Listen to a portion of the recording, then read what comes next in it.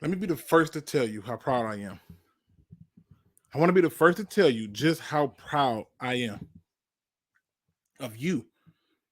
You hear, and you hear again, and you hear again, time in and time out. You show up and you make yourself known. Every day wasn't perfect. Today probably wasn't a good day. And yet, you are here. Kudos to the fighter in you. Kudos to the survivor in you. Kudos to the superhero in you. The power to rise above all things. Shout out to you. I know that there's going to be days where you ask yourself why. Why me? Why not someone else? Why, when things are so great, do I feel so bad?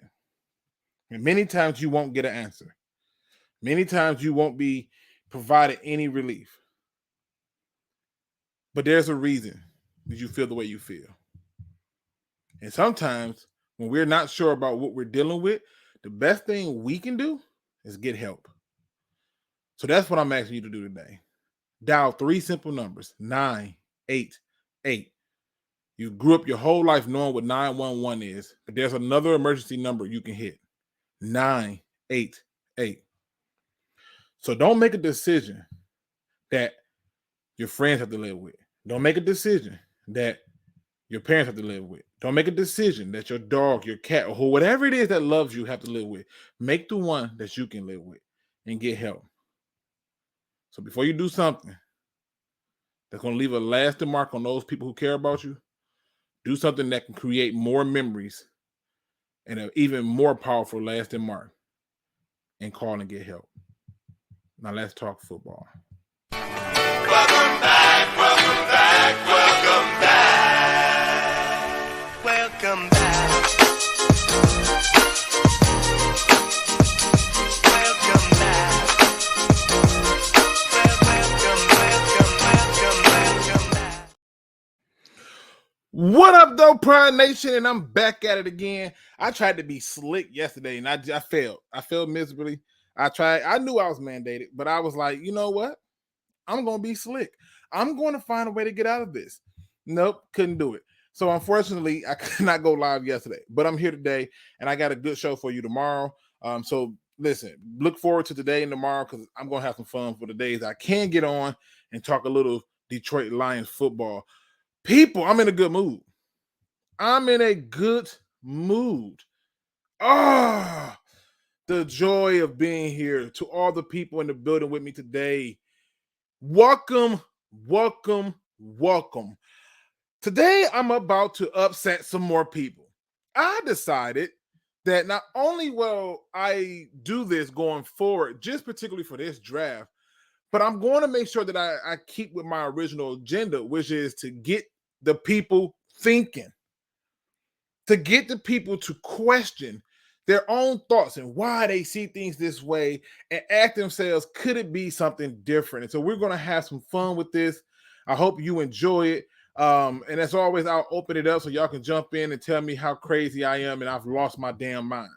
Okay. Also, if you are here and you have not done so yet, you have not subscribed to Roar the Lions UK, I need your help. I need your help, people. I'm just simply trying to meet a simple goal. Nothing big, nothing special. I'm not asking for anything over the top. I don't need no money or nothing like that, okay? I just need your support on this one thing. If you're here and you have not subscribed to Roar the Lions UK, I need you to go and subscribe to them. I just need them to get to 1,000 subscribers. I just need them to 1,000. They're almost to 900. You can be the reason they get to 1,000. Tell a friend to tell a friend to tell a friend that I need your help, okay? Let's see who's in the building with me today. We got my man Looney Tune in the building who says, yo, BD Buster's in the building. All right, all right, all right. We got my man John Kapler in the building. He says, I'm going to actually catch you live finally. My man Craig Ferguson's in the building. Gino is in the building. Big T is in the building. Big T says Brad Holmes is going to surprise all y'all with them first round picks. I think he's going to surprise a lot of people. I don't think I'm going to be too surprised. Sheldon McCray is in the building. Mars has landed in the building. Vash Starwind is in the building. Luke, have you watched what? Yeah, no, no, I can't even say his damn name, but I have not watched him yet. My man Perry Ball's in the building, Chrome is in the building, Dan Spano is in the building, Kobe is in the building, Kool-Aid Kid is in the building, says following over from Roar of the Lions UK. Yeah, hey, listen, is it worth missing Woolworth's heavyweight for? I love my Woolworth heavyweight because I rock with my mans over there. My mans Easy and Spence. But I'm a little bit different. I'm a little different. That's all. And I think you can enjoy it. That's all I'm saying. You decide. But I do challenge people. I do ask things, and I do leave it open for you to call in and join the show, and or not even have to call in. You can actually just physically jump in the show, Kool-Aid Kid, and be a part of it. So hey, it's that simple. We got my man's Kurt Romero in the building. I don't know why am I botching these names, man. Y'all know I suck with names. I'm sorry. We got my man Nemesis Break. I hope I said that right. We got Messiah Flute. I hope I said that. It says we live Luke trade the pick. I think everybody wants to pick traded. In reality, I don't, but I'm giving the scenario of what if we can't trade the pick, because the ideal thing is to trade it. But I'm gonna have a little fun with it today. We got my man Jack Frost in the building, Midwest Lion, the Blue Boogeyman in the building, Detroit D is in the building, Dr. Pepperoni is in the building, Billy Venable is in the building, Makai Holt is in the building. If you in here, put a mark in the chat so I can get you in there. We got Universal Mo. Luke, you the longest standing Lion YouTuber. How many years has it been? Shit. I think everything King and Dose of Dion got me beat. They got me beat hands down. I'm still counting some, but it's been a few years. It's been a few. John Kepler. Let me see. We got Anthony from Roar the Line UK. What's going on, brother? This is y'all don't know it, but we have the same bald head. I think his looks better because he has a more full beard, and in most cases he can at least grow one. So that's the first part of it. But Down 19 is in the building with me. JT Massive Purpose is in the building. Dr. Detroit is in the building. I can't stay long today, Luke. I have a doctor's appointment shortly. Hey, listen, I'm going to give you the best show I can in a short period of time so you can go and enjoy your doctor's appointment and hope you get better news. So shout out to you, sir. Let me just see where I'm at. Let me try and miss nobody. Super Saiyan Lions in the building. Crimson Shadow is in the building. Mike Kid is in the building. All right, let's have some fun, people. I'm going to be honest with y'all today, okay? I'm probably going to upset a lot of y'all because I figured I'm going to take a different angle, an angle that many of you may not like. And I don't even need the music for this one. I am just going to give you the opportunity to hear me out and see if I can at least get you. My man Lions Lee in the building. What's going on? And see if I can at least get you to look at things a little different. Every person knows that my thumbnails are an indicator of at least one of the topics I'm going to talk about. And this is going to get right into it. Before I do that, tomorrow's show is going to have a special guest. I'm going to save it for the thumbnail, but you're not going to want to miss tomorrow's show. It's going to be a special guest who talks Lion sports, and I love what he do, and I'm thinking you'll be excited about it. But let me get right into this. Jeez. I'm finna line this up, man. All right. Here it is. The Detroit Lions, if they are stuck at the 6th overall pick, they should draft B. John Robinson. Wake up! Wake up! What? Wake up! Before you kill me, because I know it's a few of y'all in the stands now, like, that's it, I surrender, okay? Before you kill me, hear me out, okay? Hear me out. I believe that there is not one way to skin a cat, right? There are multiple ways to skin a cat. But here's my thought process. I believe if there was ever a year where you could take a luxury pick, this is the one. But I believe that there's some history and evidence that supports that view. Now, I know some of y'all are going to say, you have lost your everlasting mind. You have truly figured out how to fall off the damn like wagon. Like I get it, right? And so at the end of the day, follow my logic. Many of you brought this on. Many of you started this. Bijan Robinson will not be available at pick 18. Bijan Robinson will not be available at pick 18.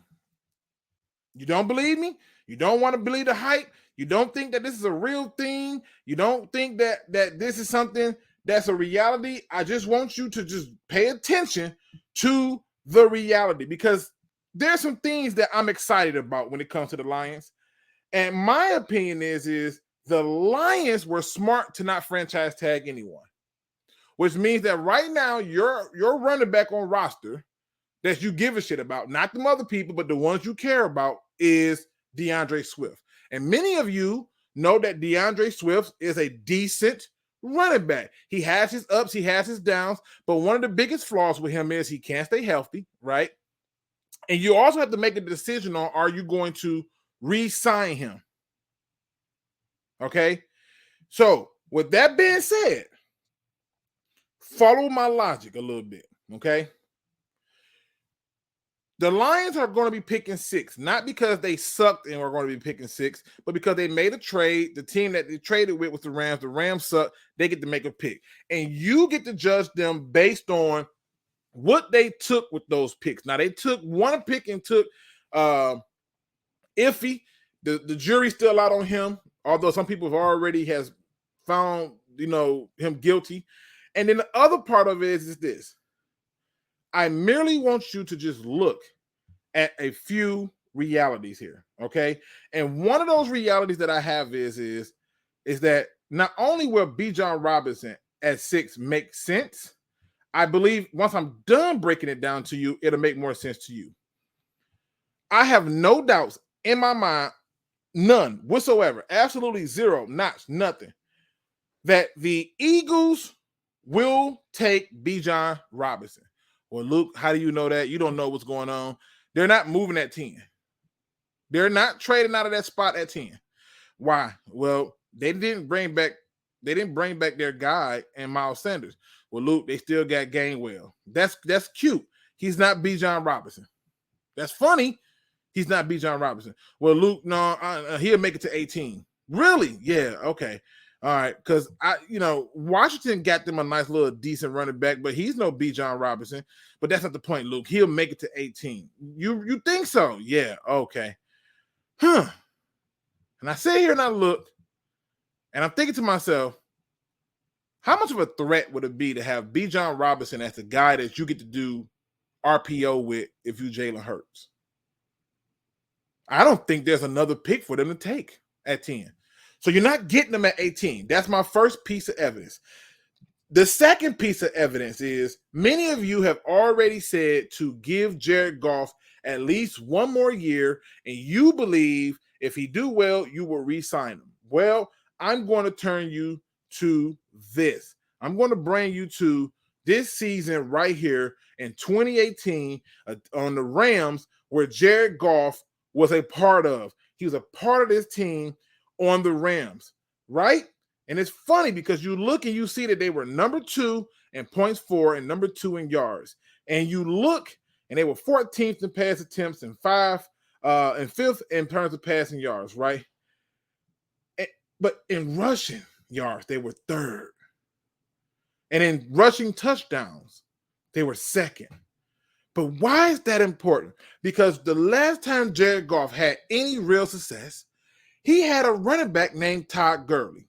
Now, many of you are going to say, it's not fair, Lou. It's Todd Gurley. Todd Gurley is like a totally different beast and blah, blah, blah. But Todd Gurley came in with an injury. A team took a chance on him, and, the rest was history. But that 6'1", 224-pound frame is very intriguing, especially when you look and you realize that Bijan is about 6 feet, 220 himself, right? Now, or 215, right? but similar build and frame, right? Almost similar running style. And I just happened to look and I said, it's funny that you see this, but how does this all line up in terms of making sense at 6? Well, follow me. If you don't bring back Jamal Williams, like I said, you're still stuck with DeAndre Swift. And the idea is if you bring in Bijan Robinson, now you have a two-headed dragon of Bijan Robinson and DeAndre Swift. But Luke, why would we do that when we can just go ahead and bring in Jamal Williams and then we can still draft Bijan Robinson and then now you'll have Jamal Williams and Bijan Robinson and you just got to trade Swift. Well, that doesn't work because Bijan Robinson is a day one starter. And that doesn't work because Jamal Williams will want to be the starter. Jamal Williams is not finna take the back seat because you went out and got a rookie. Well, Luke, just follow me on this, Luke, because I think you done lost your mind on this one. You have fully went the shitter on this. I am only making a scenario if you cannot trade out of the 6th pick. Okay? I'm only making a scenario if you cannot trade out of that 6th pick. Okay? Steve O says, Bijan was 5'11", 215 at the combine. Perfect size. Perfect. Very close to Ty Gurley. Perfect. I'll take it. Here's another piece of evidence I want to present before you kill me. The last time the Lions decided to make a move like that, they ended up with this guy. Now, I'm not saying Bijan Robinson is Barry Sanders. Not saying that. I'm not saying that at all. But the Lions have had most of their success this past season because they were at least committed enough to run the ball and run it effectively. In fact, when you look at it, Jamal Williams broke Barry Sanders' rushing touchdown record, right? And I believe that there's a difference between Jamal Williams and Bijan for two reasons. One, Bijan can take it to the house, right? Bijan might be the best running back that came out since Saquon Barkley, and that's working out really good for the Giants. But on top of that, you look at another factor that I want to toss in there, and that's free agency. Because certain people have got franchise tag, the free agency pool looks a little bit different. And at this point, you're still trying to get the best talent possible. So let's just say hypothetically, right? You don't like none of these quarterbacks. In fact, you believe that you can get Hendon Hooker in the 3rd, or you believe you can get Hendon Hooker in the 2nd. Although I think he will end up getting took it in the 1st. We should see. You believe this, right? Cool. We go with it. What you can't get is Bijan Robinson at 18. He won't be there. Ask yourself, what do the Eagles need and what are they going to get for real, at pick 10? Or they're going to take a cornerback. Why? They got 2 first-round picks. They got 10 and 30, what was it, 31 or whatever the losing pick is. 31? Why? Well, Luke, there's none of this stuff. It's all a bunch of malarkey. It's just, but stay with me. The last time your quarterback that you have went to a Super Bowl, he had a defense, which let me go back to that proof. He had a defense that wasn't ranked highly. They wasn't a highly ranked defense. They was 20th in points, right? 19th in yards. They wasn't highly up there in the defense. They were able to run the ball, control the clock, and set your quarterback up. In fact, your quarterback was able to do a whole lot of things because Jamal Williams was doing the damn thing. Now I ask you, do you want to just bring Jamal Williams back? Cool. Then at that point, you can't take Bijan. And now you got to ask yourself, is it better to take the cornerback? My argument would be this. What's going to give you more at that point? You're picking at 6. Let's say you cannot trade the pick. Everybody wants the pick traded. We all agree that that we would like for them to trade down. This is nothing new to either of us, right? But I'm giving you an opportunity to think outside the box. I'm giving you a chance to think outside the box. You didn't like my idea of taking a quarterback? Fine. I got a few options for you that I'm going to be presenting to you over the time to get you to think outside the box. If the Lions decided to go out at 6 and take Bijan Robinson, and now you got Bijan Robinson as your running back with DeAndre Swift. If you come out with a 2 running back set, who getting the ball? You got problems on top of problems. Now let's play a little bit more devil's advocate. At 18, I know who will still probably be there, more than likely. a number of cornerbacks and a number of defensive tackles. Right? Say for example, oh, well, I really think we should get Witherspoon. You don't like Forbes? You don't like Joey Porter Jr.? You don't think they'd be there at 18? I do. I feel pretty good about that. Well, in the D tackles, man, it's Jalen Carter, but he's not going to be there. So let's talk about somebody else. Maybe let's talk about Cansey from Pittsburgh, number 8. Let's talk about him. Well, Luke, well, man, but we still need a guard. Well, that's what you have third rounds for, right? Don't force yourself into a decision that you can't handle. But understand something. Understand something. It would make more sense. It would make more sense to draft Bijan Robinson at 6. You don't like, let's say, for example, you see a smorgasbord of quarterback off the board. Let's say the Bears don't trade the first pick and they take Will Anderson. And now the Texans take Bryce Young. And now all of a sudden the Cardinals trade their pick and move to the Colts, and the Colts take CJ Stroud, or they take Anthony Richardson, even though I think the Colts have a very particular player in mind that they want to take. And it's for a lot of reasons. And I think that the Colts really want Hendon Hooker. And they're hoping nobody gets him. But that's another story. But let's just say there's a run of quarterbacks between picks 2 and 5. And you sitting up there with a chance to take Bijan Robinson or Witherspoon. Bijan Robinson or Gonzalez. I personally would take Bijan Robinson. Why? Because at that point, if I'm going to prove that my quarterback's that guy, I'm going to take the player that's going to cause the most problems. And if I can get a running back that's going to cause hell with the receivers we got, then let's talk about it. Because at that point, once I add a guard or another piece to the offense, everything else can be defense. Because most of your picks are still going to be there down the stretch. Those cornerbacks are going to be there and everything. Nothing is going to be missed. Now, stay with me a little bit because I'm all doing history.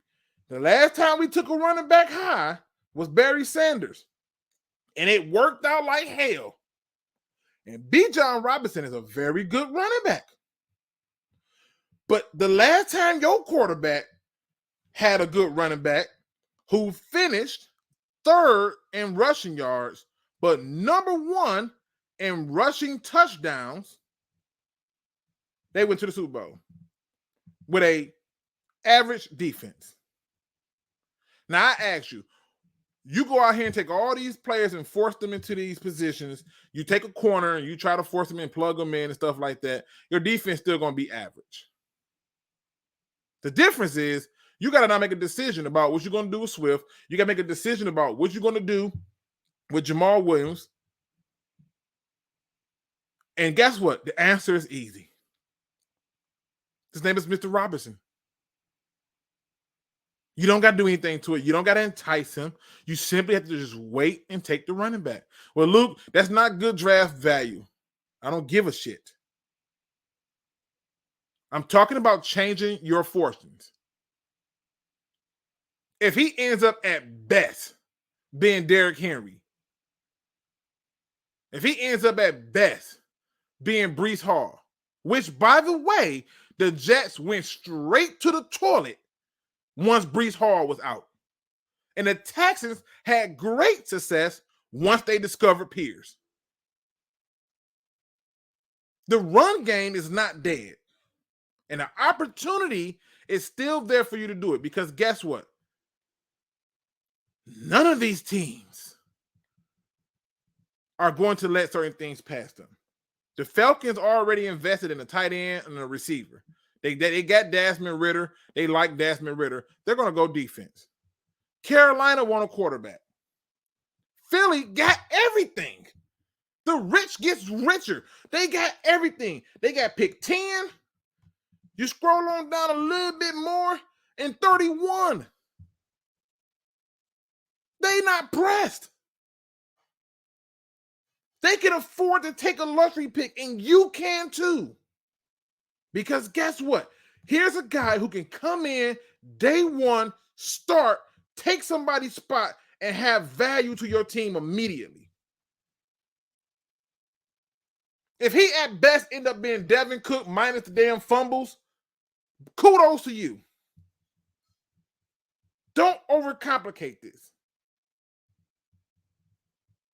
And the reason I'm saying this is because I'm trying to be able to see all aspects in different views. Anthony says, Luke, would you rather pay Lamar and give up 2 first rounders, which list badly affected your cap, or trade up and give up 2 first rounders for Richardson, but get the rookie contract? I would much rather take Lamar. Anthony Richardson scares the crap out of me. I don't know who I'm getting in that regard. I just don't. Steve said, this is the first time I agree with Luke in a long time. Bijan would have the most effect on this team of any of the players that they are mocking us. It just makes the most sense. But at the end of the day, Bijan Robinson does a lot of things. As Perry Ball points out, Mr. Robinson helps the defense and offense. Teams have a game plan for him. He helps to do. And just think about this. Just think about this. If Bijan Robinson comes as advertised, and I think he will, do you know that due to the play action game with the receivers we have? With the receivers we have? Y'all was all hype about Jameson. If Jameson can't get a one-on-one off of Bijan Robinson, come on now. I'm telling you right now, the Lions are in a position to do something different. I can just go down the list of teams. Breece Hall was the single most reason the Jets were winning games. And when he went down, they went to the toilet. I remember the year where they had an off year for the Dallas Cowboys. They're sitting at 4. They draft Zeke Elliott, and they go on to get back to their winning ways. And Zeke Elliott made everybody have a headache, including our Detroit Lions. Because everybody named Mama sold out, and because he burnt the crap out of our linebacker, who was in good position, but the pass and the catch was just perfect. And you have a chance to change that. So let me get this straight. To the people who are saying, I've lost my mind, I'm nuts, think about it. You don't want the quarterback. You don't want the running back. You're not getting Jalen Carter. You're not getting Will Anderson. You're not taking an offensive tackle at 6. What other position are you going to take that's going to have more impact than Bijan Robinson? You tell me in the chat. I'm listening. I'm all ears. What other position are you taking? Tactical Puma says Zeke is the second best running back on his own team. Now he is. That came after that second contract.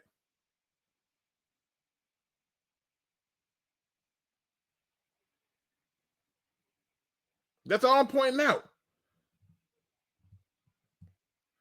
Kool-Aid Kid says play action starts with a quarterback that can sell it. Goff can do that. It's even easier when your running back is a legit threat. I watched it last year. They were so worried about Swift. They were so worried about Jamal Williams. Now you say, Jamal, you know what? You did a great thing for us. I know you're a good guy. We want to bring you back. You can't bring him back. You know why?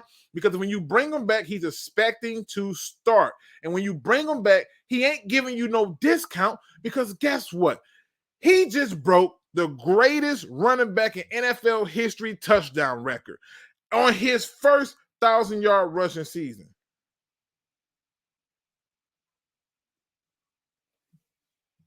I want you to put this in perspective. Ask yourself, who gives you more impact? Name me the player. Don't tell me positions. Name me the player.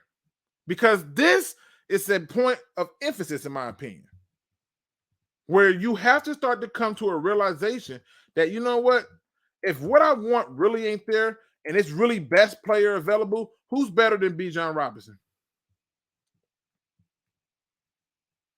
I'm going to argue that that's going to be kind of hard to beat. Who's better? I'll put the link in the chat.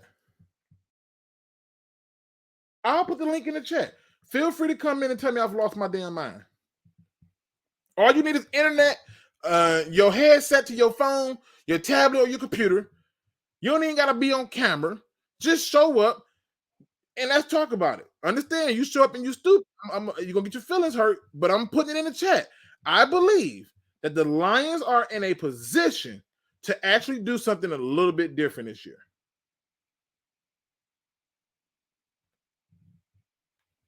Tactical Puma naming all these other running backs. Do you believe those running backs are better than Bijan Robinson? That to me tells me what I need to know. If you believe those running backs are better than Bijan Robinson, cool. I agree with Steve-O. Jamal is an average NFL running back that's running behind a top-tier O-line, which brings me to another point. Could you imagine Bijan Robinson with this O-line? Good grief. Barry would. Could you imagine Barry Sanders with this O-line? I'm going to leave it alone. Let me bring in my first guest. Either he going to agree or disagree, but that's down 19. What it do, brother? What's going on? What's going on, Luke? Listen, I already told people I was going to upset them today. I was honest in my truth. You got my blood up. You got my blood up. The reality is this. Do you believe, like if it's, let's just play devil's advocate a little bit. All right. You get to have Bijan Robinson or Gonzalez. Who you want? I'm taking defense. I gotta take defense. Okay. Why? Why are you taking Gonzalez? Because we trash in the secondary. And it is a deep running back class too. So to play devil's advocate, it's a deep corner class and a deep running back class. So which one is more important? Well, let's listen. I'm with you in terms of this, but now I'm finna ask you a few counter questions. Is that okay? Okay. All right. Which one has a higher learning curve? Running back or cornerback? Corner. Okay. Which one has more impact on the team? The running back or the cornerback? It depends. Okay. I'll go with running back. Okay. Let me ask you a question. You're sitting up there. Jalen Carter is not on the board. Yeah. Will Anderson is not on the board. Mm-hmm. You're not willing to take any quarterbacks. Witherspoon is on the board. Mm-hmm. Gonzalez is on the board. Yep. Okay. What position are you taking at 6? I'm still taking corner. And at 18, I gotta take taking? At 18, I don't. That's a toss up right there. I might go deep tackle, probably Brian Brzee or that Kansas dude. Maybe one of them. I'm just saying. So at 18 though, but at 18 though, you're not taking the running back, right? No, I'm waiting. I gotta address the defense. When do you want to take a running back? Third round. It's plenty of guys. Okay. It's plenty of guys. I'm not knocking you. Listen. I'm not knocking you. I'm not against you. I want to hear your view. So you want to wait till the 3rd round. All right. Yeah. All right. Let's see where we pick in the 3rd round. Don't worry about at pick 82. About the Eagles thing, right?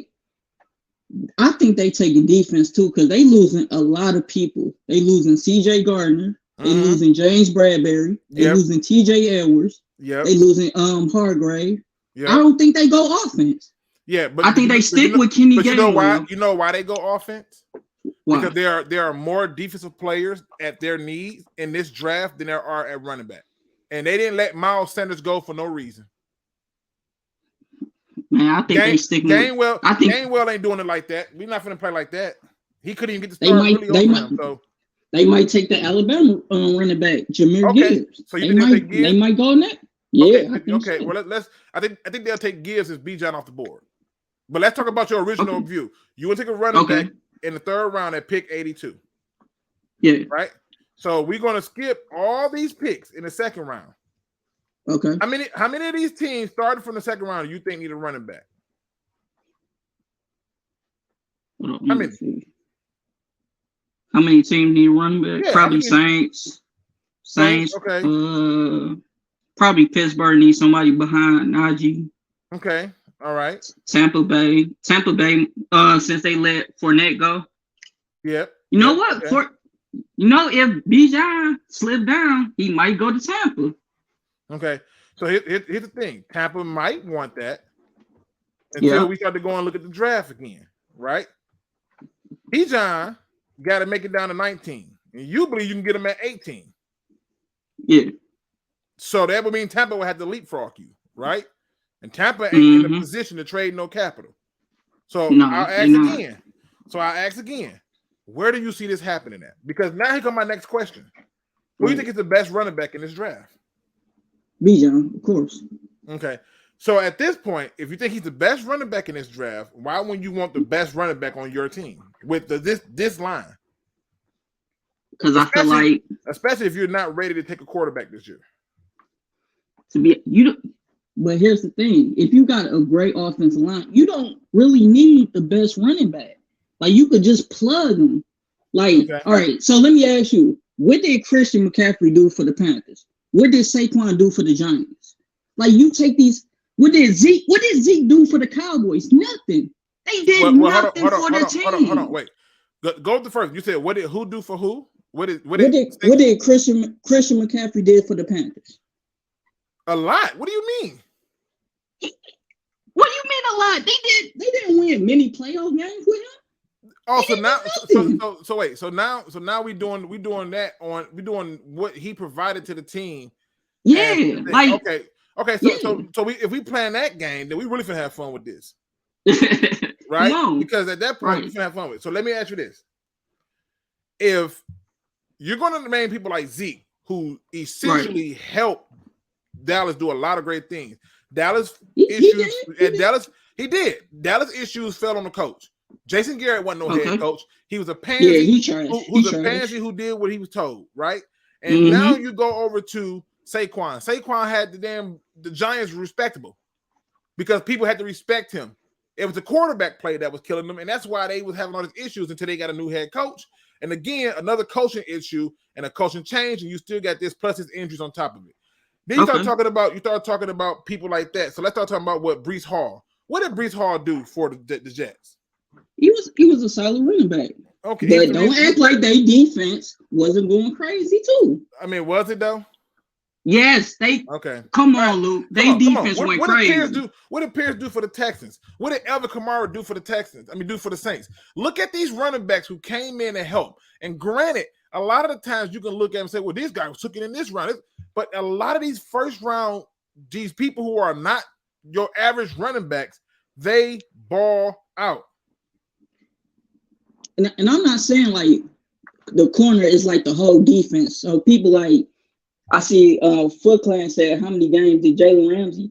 He just a big part of the defense. We need defense. We suck. We gave up 48 points to the Seahawks. We are trash. We couldn't stop nobody from the Panthers. But you know what though? The same argument that you're making is the exact same argument that I've been making for the last 2 seasons when telling people we need secondary and defensive help. And I've been told that I was crazy. So now I'm telling you, keep the same energy. Not you, but I'm saying to the people, keep the same energy that, now you want to get these cornerbacks. But guess what happened? The universe actually smiled upon you. Because I can assure you that it's easier for me to get my cornerback at 18 and still have a decent cornerback, but it won't be that easy to find a running back like Bijan Robinson. Right. I'm not mad. I'm not mad if anybody want Bijan Robinson. I'm not mad. I'm just but I'm talking about you're stuck at 6. Stay with me. You're stuck at 6, and I got to choose between Bijan Robinson or a rookie cornerback where the learning curve is higher. The running back makes more sense. I got to choose between Bijan Robinson, where the learning curve is lower, where he already got a supporting cast, receivers plus an offensive line to run behind. And granted, people can point to certain games and say, well, he didn't do nothing this game. He didn't do nothing that game. Right. Who was their players? I watched Texas football. Let's talk about Texas football for real. But let's be honest. Who were these people? Nobody. So at the end of the day, I'm asking you, what's wrong with taking that running back at 6 when you have a chance to actually take a luxury pick this year? Whereas last year, I didn't think you had a chance to take a luxury pick. Now, everybody and their mama want cornerback, like they didn't realize what it was. And I tried to tell everybody, I even thought, I said, based on what Brad Holmes said and how everything is looking, I think it comes down to Sauce Gardner and Kyle Hamilton. I'm going to take Kyle Hamilton because we need a safety bad. And guess what? We still need a freaking safety. Yeah. We still need cornerbacks. So all I'm saying to you is this. All I'm saying to you is this.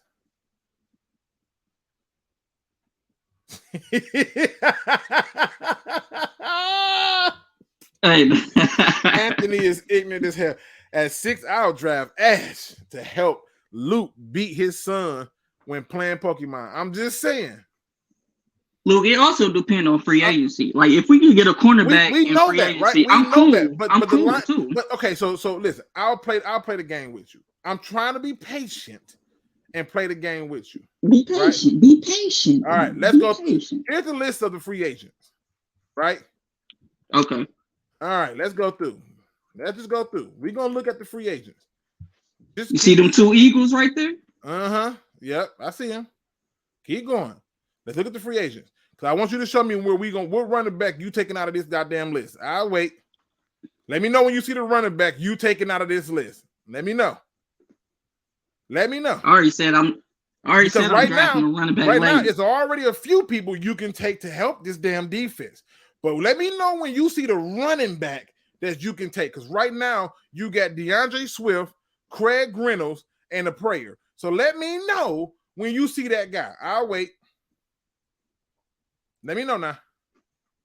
This is all for you.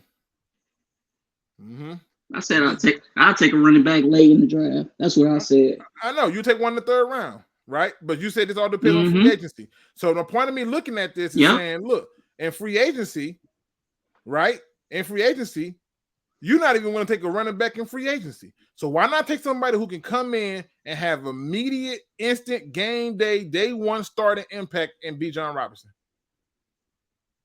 And I'm still going. I ain't hear you say nothing about Miles Sanders. I ain't hear you say nothing about Damian Harris. Then the 2 running backs so far. I don't want to pay them. I'm good. Not even Jamal Williams. He's number 3 at this point. It's getting real tight. If Jamal could come to a Devin Singletary, I ain't hear nothing about him. If Jamal could come to a good deal, I'll take him. But like I said, you know where I'm going with running back. So okay, so let's say for example you take Jamal. Why are you not going to draft a running back? Because you already know that running back is not going to play, and your pick in the 3rd round still gets you 5 picks in the top 82. So why are we not taking none of these running backs? Why are we not talking about these guys? Now I went through all 101 of these free agents, and I didn't hear no love for this. You was probably salivating at some of the defensive guys you can get. So let's say we do go in that route and decide to attack the free agency through defense. Attack defense through free agency, right?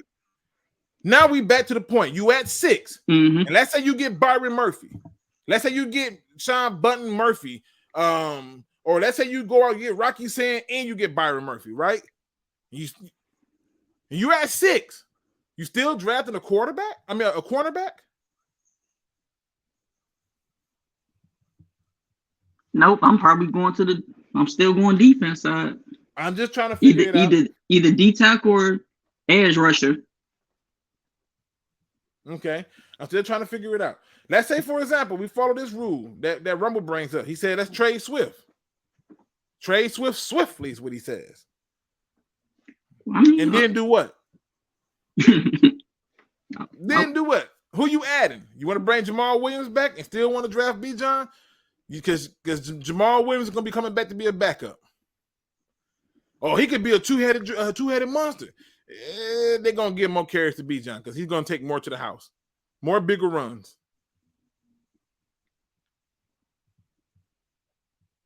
My man Mike says, players I would draft over Bijan Robinson, C.J. Stroud, Bryce Young, Will Anderson, Jalen Carter, Tyree Wilson I would not definitely draft for, but I get you this your list. Cansey, Devin Witherspoon, and Christian Gonzalez. It says, I'll look at Bijan at 18. If gone, continue with the next best player available. He won't be there at 18.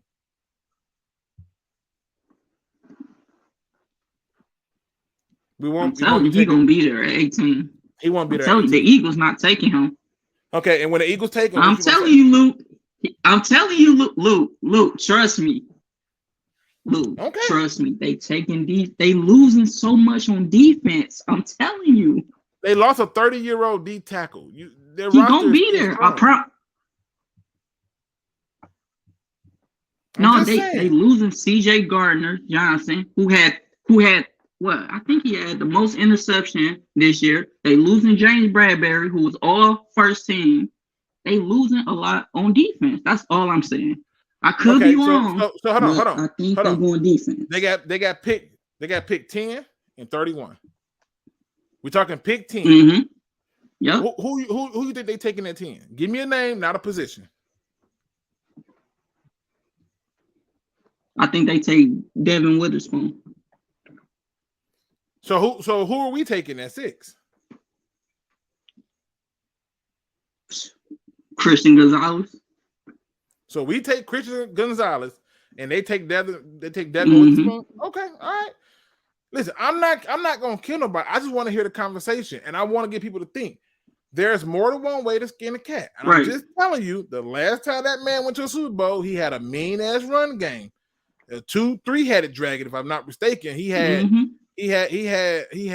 Robert Kelly. He had C.J. Anderson toward the playoffs. He had Todd Gurley, and they went a long way running that ball. He did. Listen, I could be wrong about the Eagles. I could be, but I just think they could go defense and just, like I said, it's a deep running back class.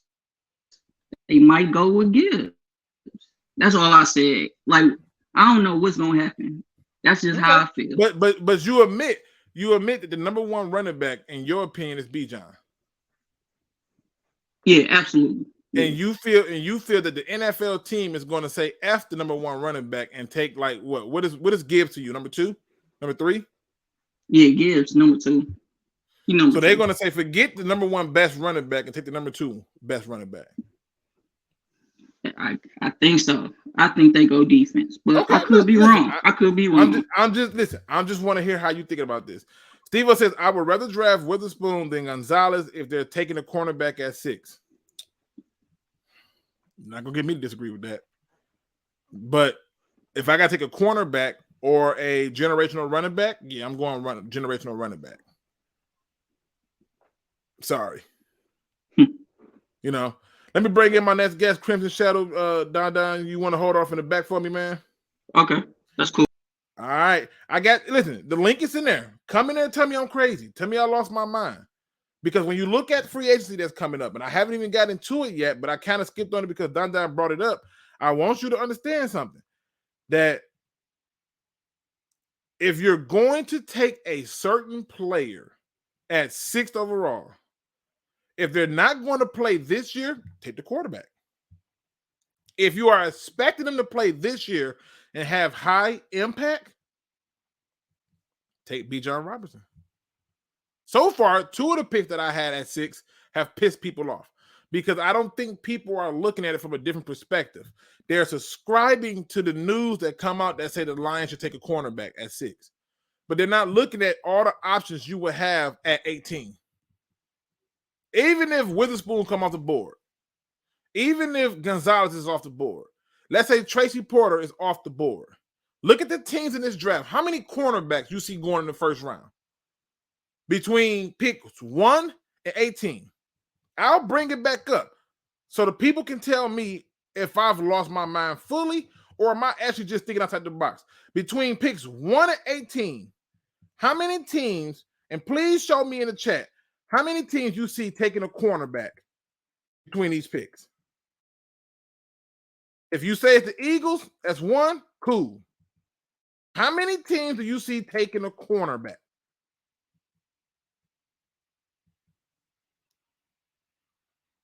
Pittsburgh, 17. Washington, 16. Green Bay, 15. New England, 14. Jets, 13. Texans, 12. Who just took Derek Stingley.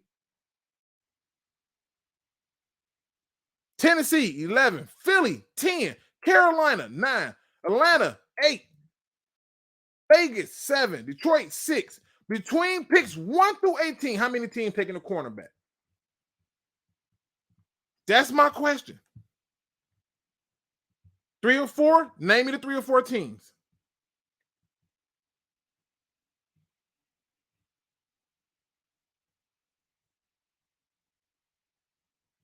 Name me the 3 or 4 teams. Let me bring in Crimson Shadow while y'all work that out. Okay, I can answer that one quick. Eagles, Steelers, Green Bay. Eagles, Steelers, Green Bay. You think take a cornerback? Oh, absolutely. Especially the Steelers, Porter. That's And so who are your top 5 corners? Well, it's not mine personally. Well, obviously Gonzalez wouldn't make that list. I still rate Emmanuel Forbes over him. But it's obvious it's probably going to be Witherspoon, Gonzalez, and then Porter. And then who else? You said Forbes?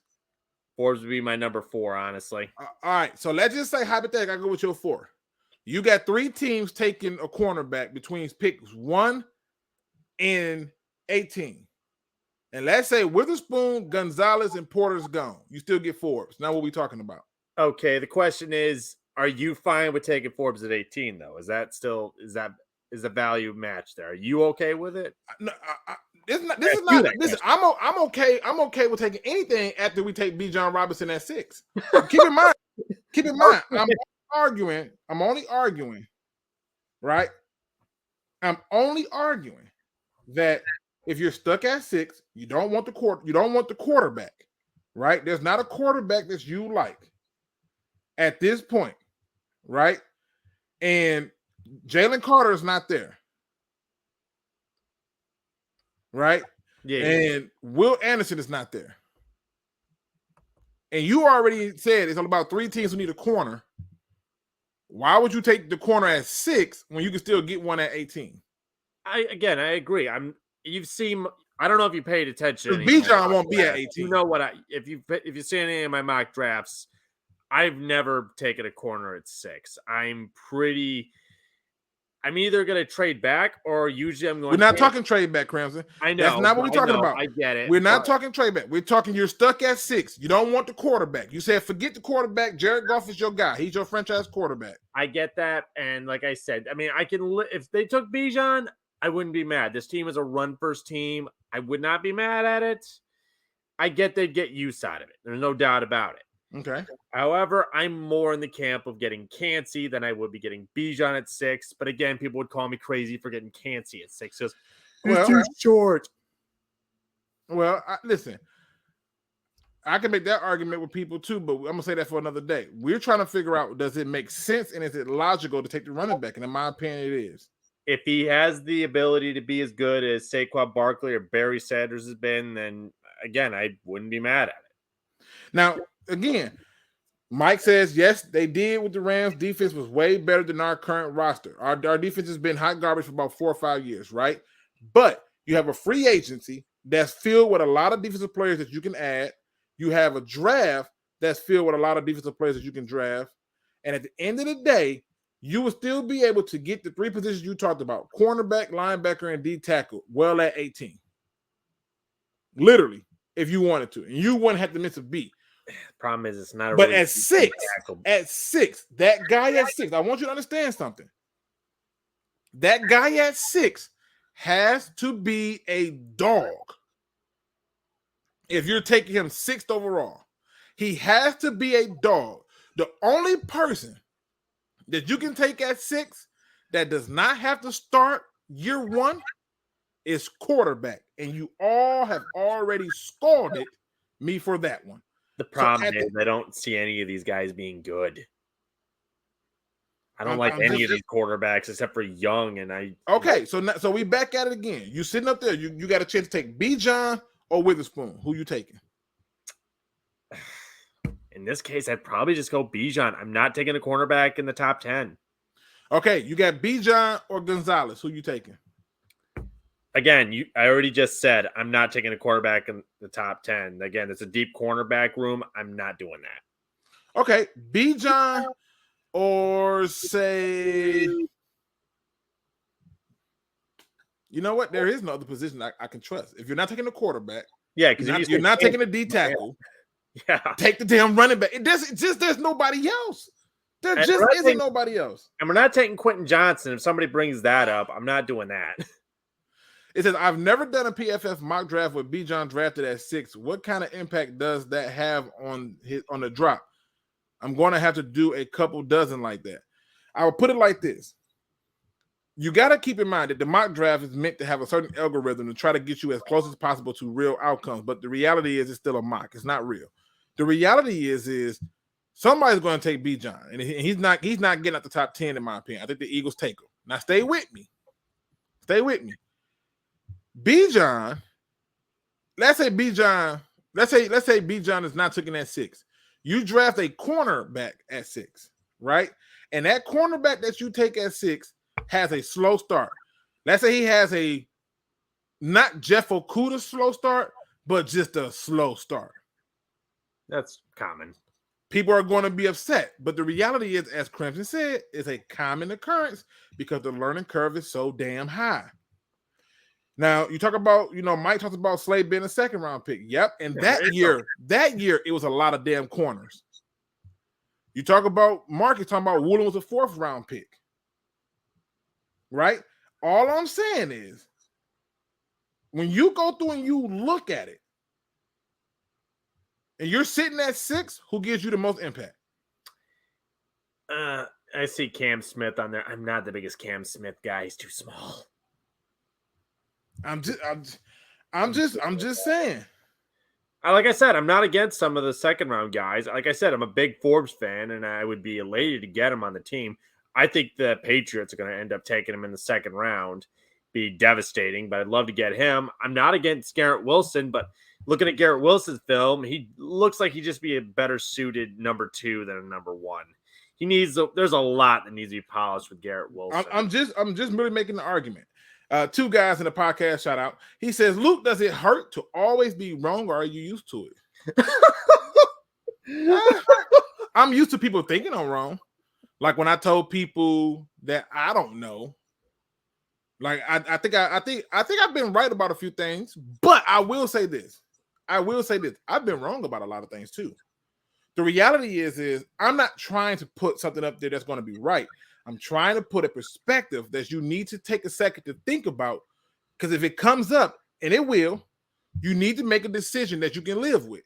And if you're telling me that you're going to take a cornerback over Bijan Robinson, you better remember that, because I can tell you this right now.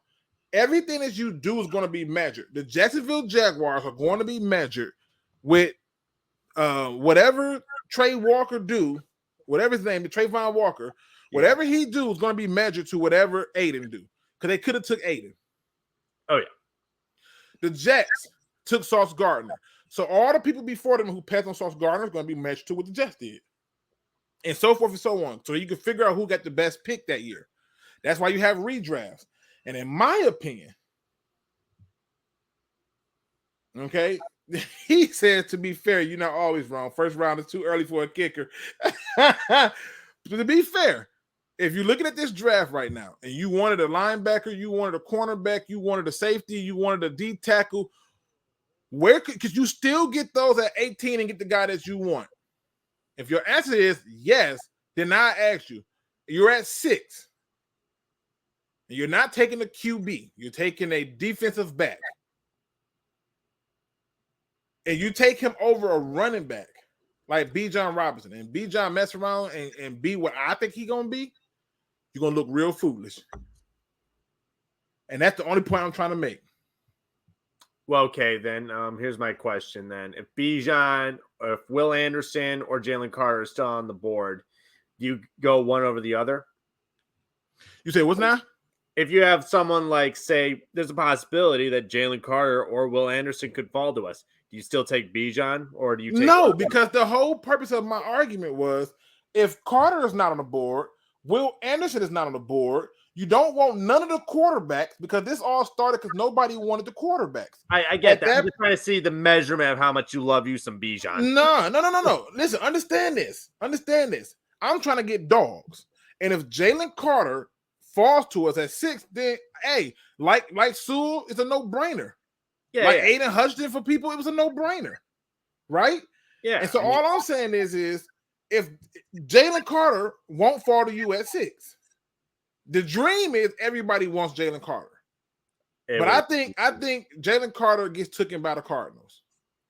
Yeah. Especially with J.J. Watts retiring. I think he gets taken by the Cardinals. All right. Now, he won't be there. And if he's not there, the quarterbacks that you like are not there. Will Anderson is not there, and you're stuck at 6. You cannot trade the pick. Who do you think Will Anderson's going to? Chicago still? I think he's going to Chicago, yeah. I think Chicago's going to get traded back, actually. But my question to you is who are you taking at 6? We've already got Will Anderson, Carter off the board. No quarterback you like is on the board. Who are you taking at 6? You stuck there. If you're asking me again, it's like if you're talking at 6, I'm taking Kancey again. Okay, I ain't mad at you. Like I said, I know you love you some Kancey as well. Yep. And again, 2 guys in the podcast. I'm not talking about, oh, you can't trade down. Everyone knows the scenario that everybody wants, right? We all know the easy scenario is to trade down, right?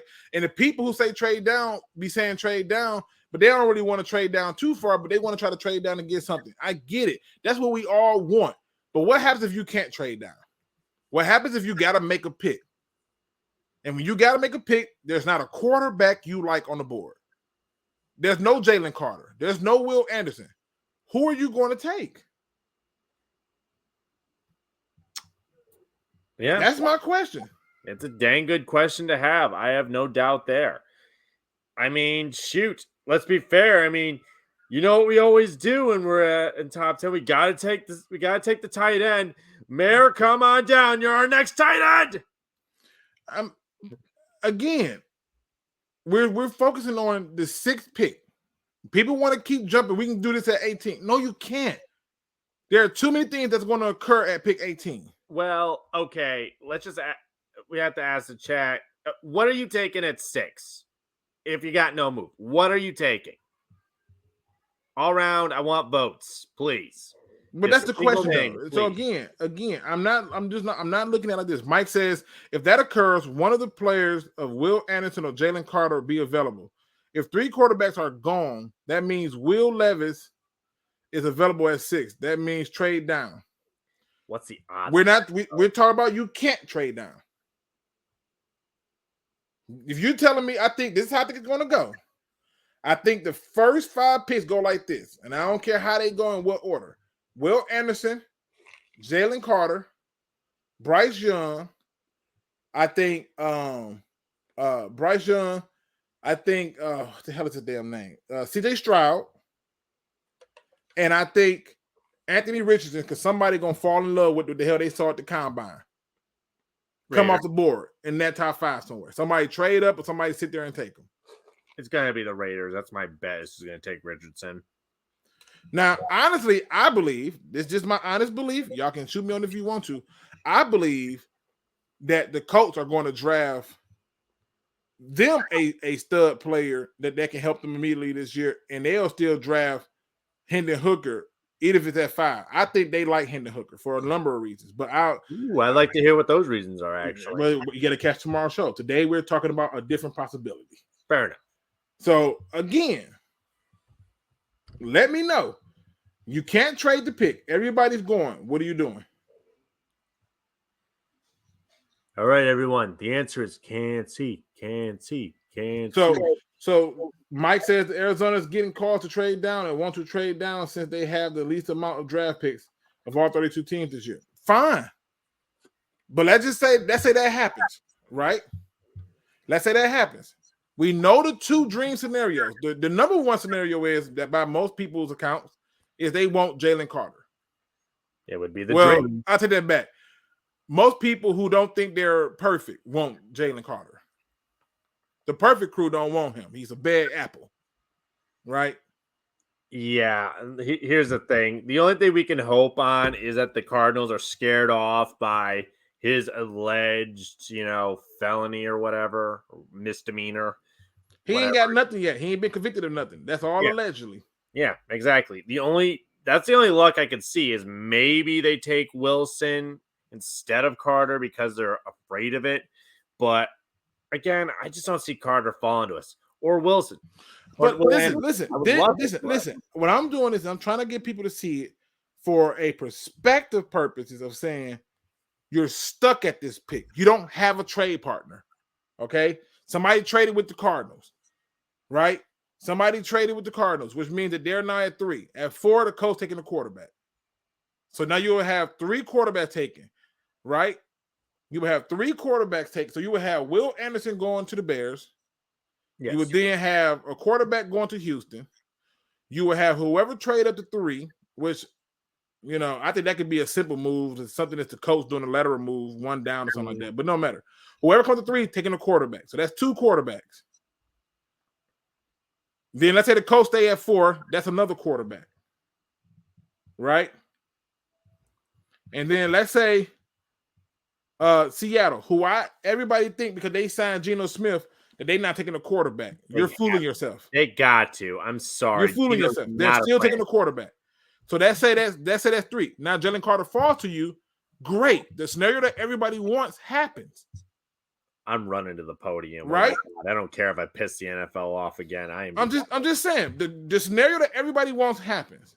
The scenario that everybody is trying to prepare themselves for mentally so they don't get upset is we can trade down. But what if you can't?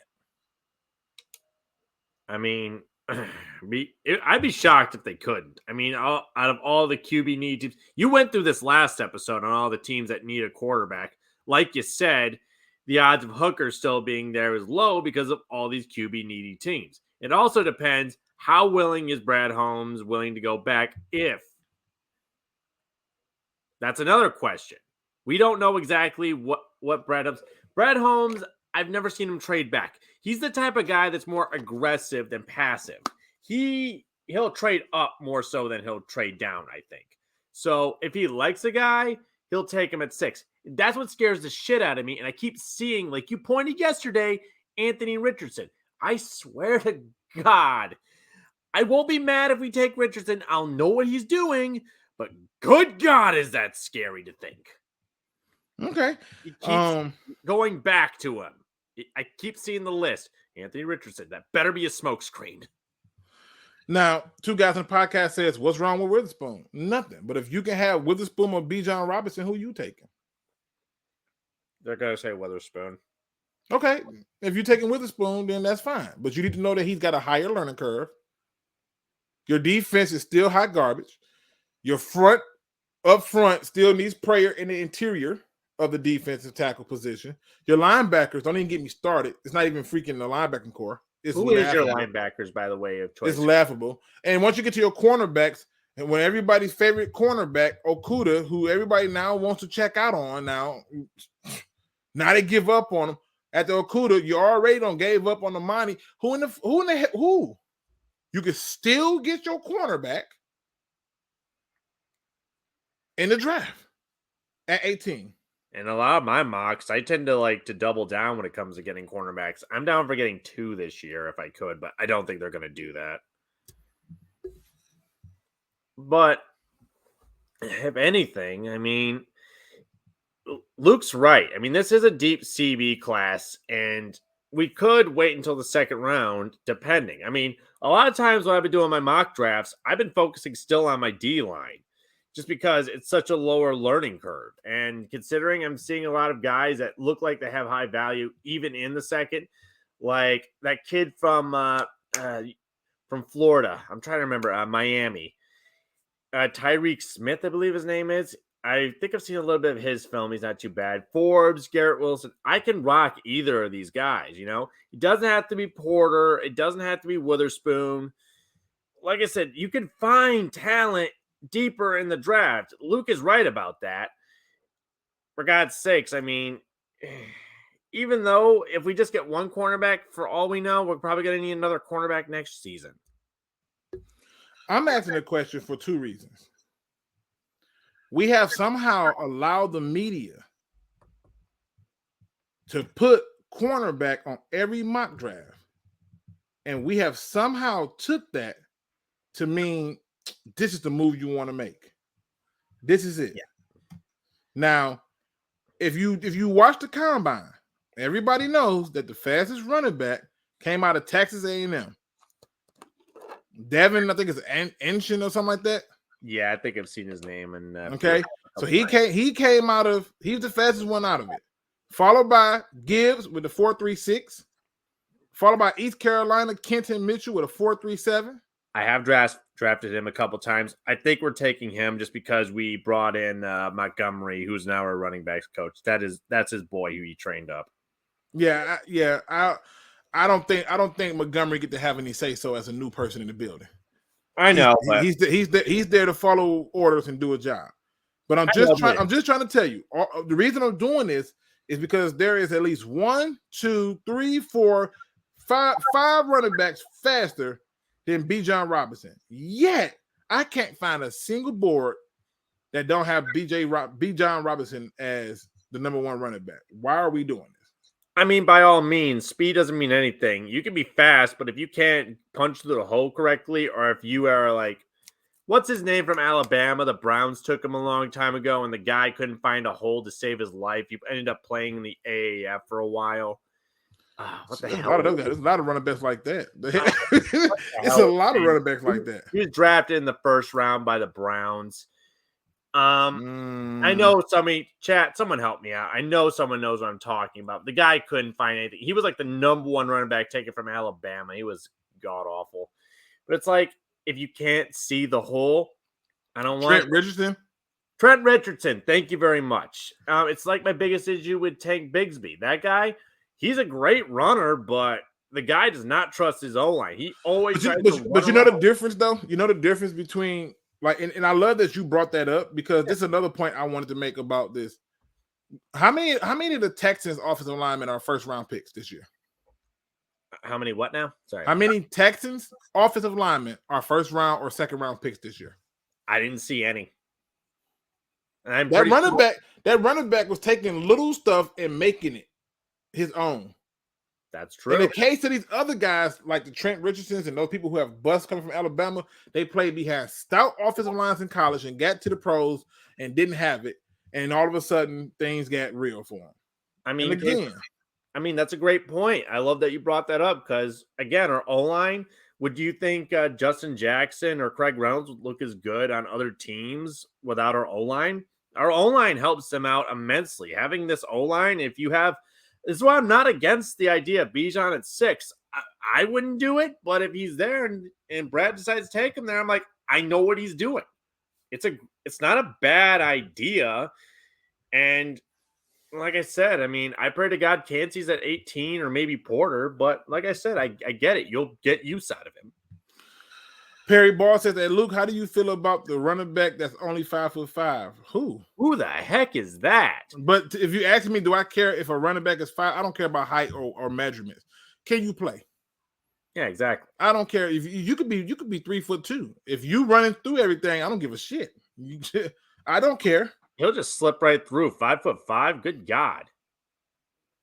Bijan has patience and vision and take it to the house. Exactly. Don't forget the most important one. A seam can go the distance. Seam can go the distance. That's all I'm saying. I think the best example of a running back on this team that had no vision, was a great runner when he got through the line. You remember Washington? I don't know if you remember that name. He was one of our backup. Hey, Rumble. He was one of our backup running backs. He was a great runner, but he couldn't see the hole. Well, listen, we're going to get into it. I'm having fun with it.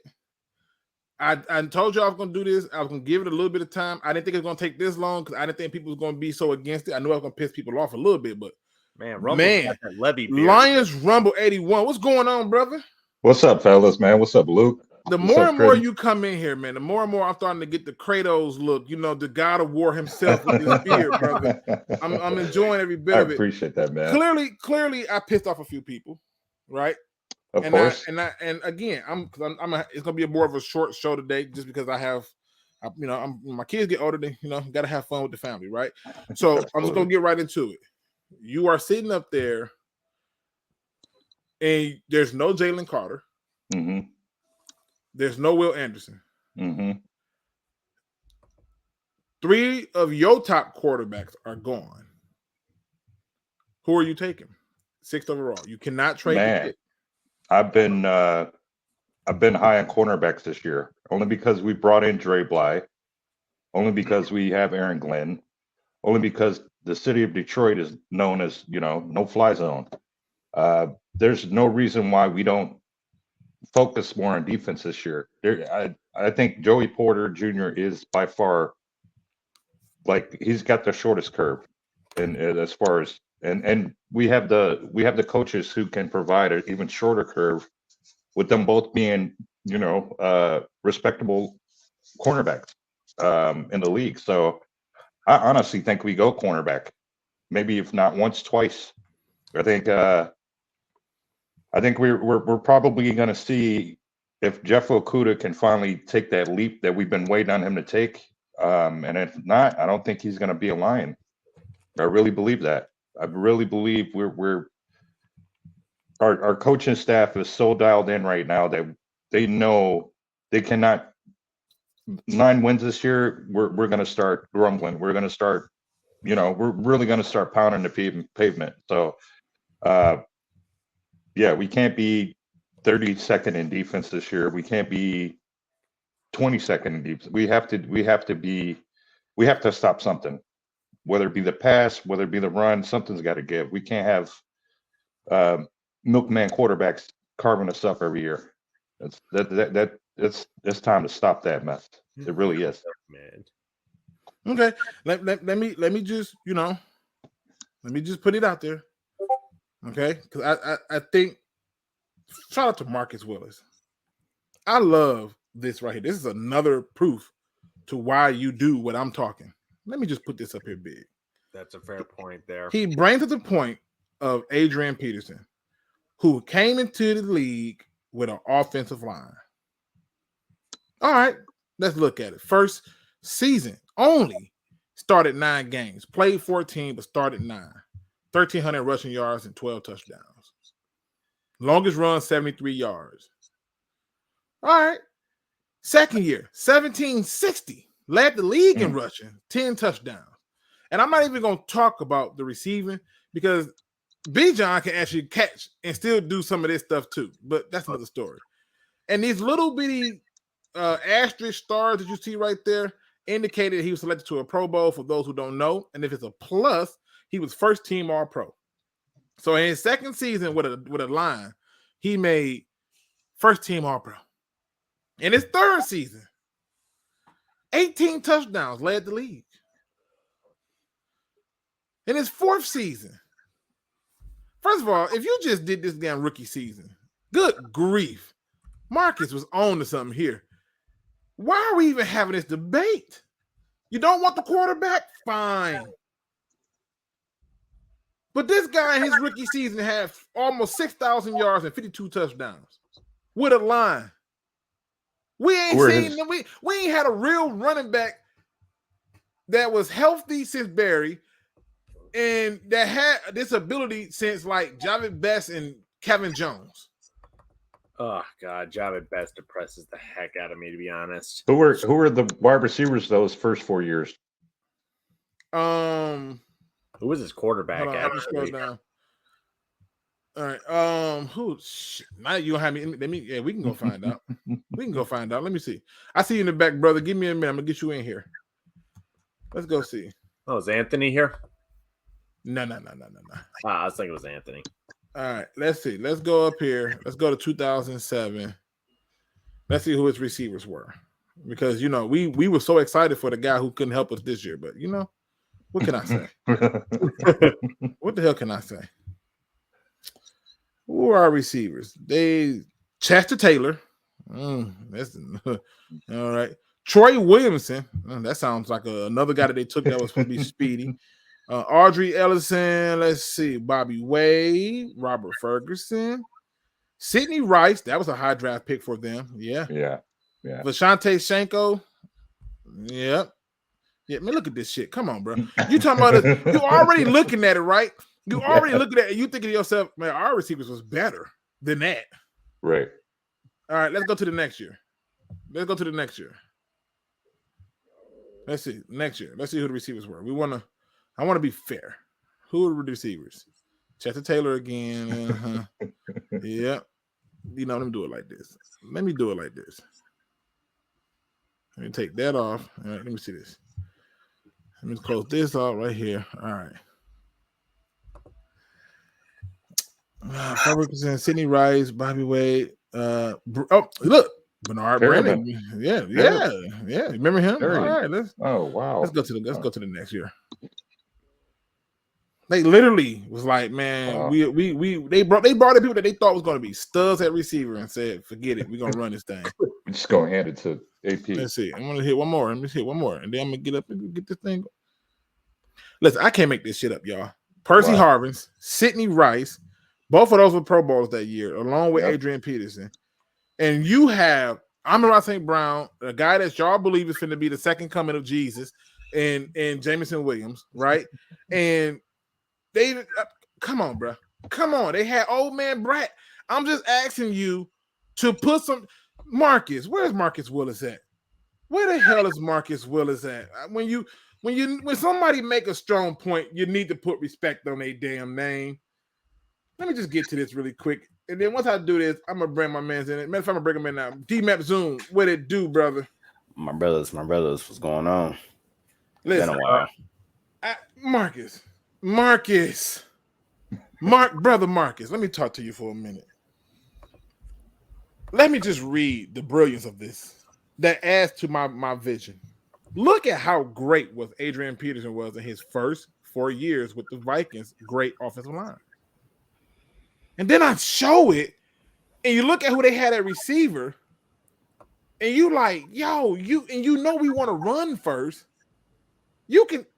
Enough said. D-Mac, I'm giving you the scenario. You tell me. We're not going to be on too much longer with this. I don't know why this is a debate or argument against this, but it is. You tell me. You got Will Anderson off the board. Carter's off the board. Okay. Who are your top 3 quarterbacks? My top 3 probably be Bryce Young, CJ Stroud, and honestly, the third one I have no idea. Okay, I'll say I have no idea for the third one, but those 2 are probably the main ones. Okay, so you only like 2 of those quarterbacks, but there's gonna probably be 3 of them gone early on anyway. So let's just say 2 of those quarterbacks are gone, right? And now you sit up there with a chance to make a pick. You know the Colts ain't taking no damn running back. They got Jonathan Taylor, right? Mm-hmm. Who are you taking at that pick at 6? You're stuck there. You can't trade it. I'm stuck there. I can't trade them. So how we are is either we go for a quarterback or we decide to go for a D lineman. I would say I think, but ain't Tyree Wilson still there by any chance? I'll probably take him honestly. Yeah, Tyree Wilson to me is he's Trayvon Walker in my opinion. Like I think, like I don't see nothing on tape. They'd be like, yeah, jump off the page, baby. I don't see that. Oh, you'll say he didn't dig it to the average. Yeah, he didn't pass my eye test. But let me just put a little bit more respect on it. You take Wilson, right? Mm-hmm. And are you starting him? Shoot, we can start, yeah. Okay, you have to though, right? All right. So, what are you doing with Houston? James Houston. Oh man, dang. Oh wait, he's similar to Houston. Oh. You still got James Houston. You got Aiden Hudson. You're gonna have to, if you're drafting a pass rusher, that means you telling Romeo Okwara bye. Oh yeah, we damn sure getting rid of him. Okay, all right. So you're telling him bye Romeo. All right, now what? Don't need him. So you starting Tyree Wilson? I'll say yeah. If he proves he's better than your boy Houston, like yeah, we start. And you taking that over the running back? Oh, of course.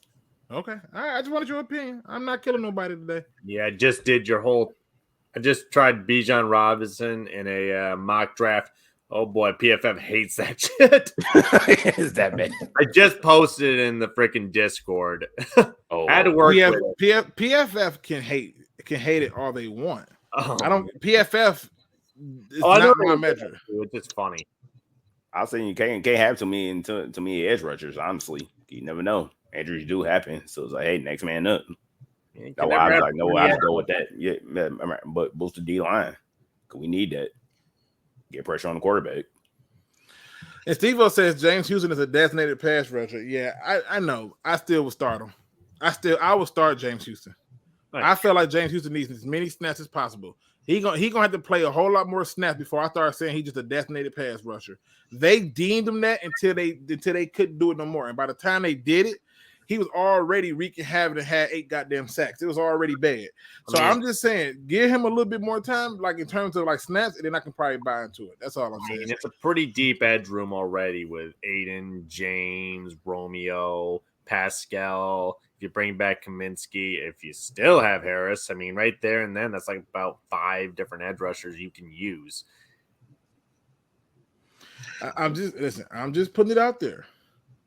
However you see fit, I just want you to understand that when you go through and you look at the draft, you have to ask yourself a few questions. Is what you really want going to be there at 6? I just want to go out on a limb. Option number 1 for you, Crimson, would it be to trade back? Yeah, obviously. Okay, Rumble. Option number 1 for you would be to trade back. No, cornerback. You want to stay at 6 no matter what and take the corner. Yep. Okay. So you got okay. All right. D-Map. Well, option number 1 for you be the trade back. Oh man, I got trade back. Okay. So option 2 for you.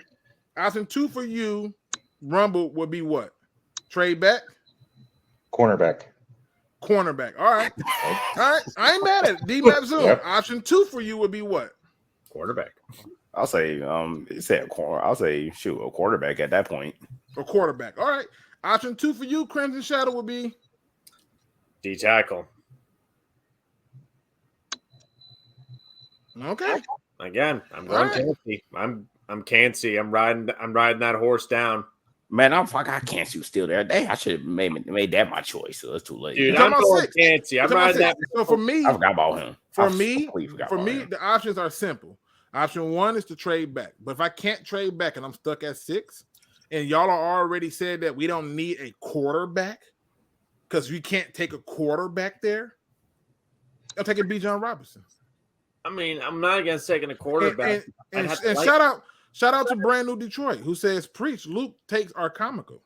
Appreciate it. Listen, I've learned in 2023, you have to accept everything. You see what I'm saying? You have to accept everything because the moment you don't accept it, it don't matter. I literally got a show with an open forum for any person to join in and talk their piece. Free and clear. I got it for you can do it in the chat, but you can come on and tell me why you think it's comical. But you won't. Instead, what you'll do is you'll just post something in there and hide behind a fake name so you don't have to address it. But then if it's comical, tell me, you don't get Jalen Carter, you don't get Will Anderson. If your top 3 quarterbacks are gone, who are you taking at 6? I don't want the position, I want the player. Who are you taking at 6? Brand New Detroit. Who you taking at 6? I'll wait for that comment. And we'll see what the real comical part is. Because the reality is this.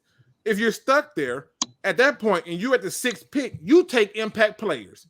You don't take hogwash BS potential. Oh, I think he might be special. Oh, I think in about 4 years. I ain't got time for that. With the 6th overall pick, I ain't got time for that. I ain't got time to play. Oh, well, you know what? He might be the next. I ain't got time for that. God, this reminds me of last year's freaking draft. Last year, we didn't think Hutch was coming to us, and I was Team Karlaftis if Hutch wasn't there. So every freaking pick that we've taken high in the draft has come in and had impact. Now we gonna get to year 3, and we don't want to talk about that. We don't want to. We want all these projects. No, year 3 is the same thing, man. We need defense. Man. We need secondary help. It's still the same thing 3 years later. But Rumble, you understand my dilemma. I screamed secondary last year. Yes. I screamed defense the year before that. Yeah. Now I come and join them, and they were. And I'm still wrong. God damn, I can't Don't worry, Luke. They'll change their name anyways if you're right. I'm just saying. No, Fearless said Swift won't be happy if we draft Bijan. I don't care about his feelings. Shoot. And I like Swift. Shoot, be him out in camp.